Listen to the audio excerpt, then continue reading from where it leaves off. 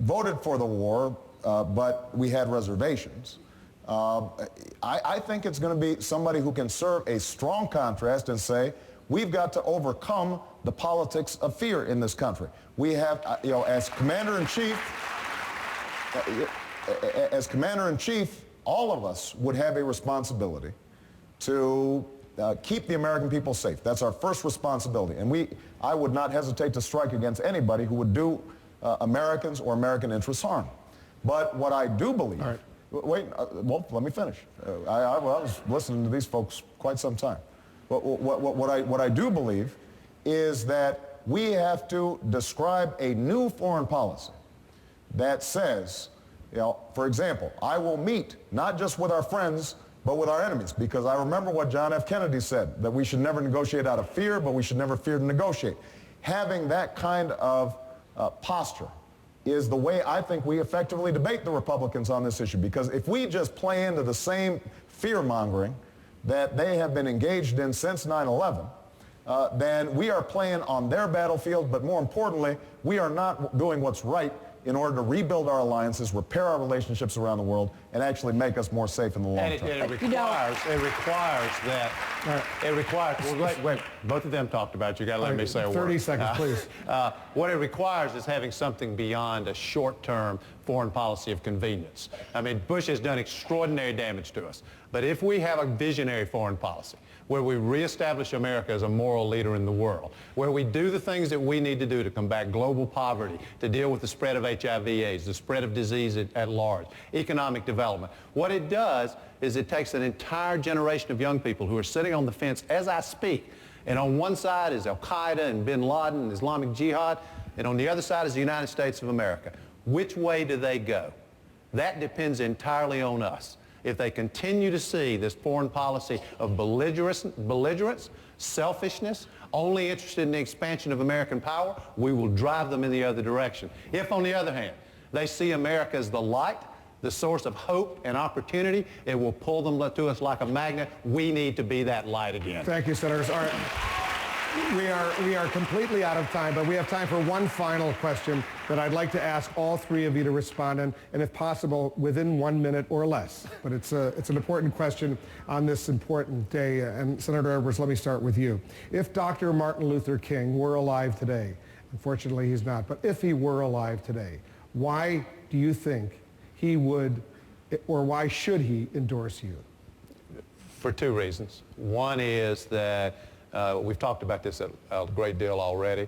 I met with Martin III in Atlanta on Saturday, and he was very kind about me pushing the single biggest issue, with two biggest issues that Dr. King stood for, which are the issues of equality and ending poverty in America. I've been on at least part of his Poor People's Campaign. I was in Marks, Mississippi, among other places. I mean, I have been pushing this issue as aggressively and as loudly as I possibly can, and I will do it as long as I'm alive, because it is central to what I believe. He also worked very hard for the Voting Rights Act, and he would look at an America today where almost half of our people don't vote. They're disenchanted. Brock's spoken about this. They feel disengaged. And what we need is a president of the United States who actually believes to their core in equality, who's willing to fight for that equality, who's willing to do things that may not be politically popular. And fighting to end poverty in America may not get you any votes, but it is the right thing to do. Senator? Well, I don't think Dr. King would endorse any of us.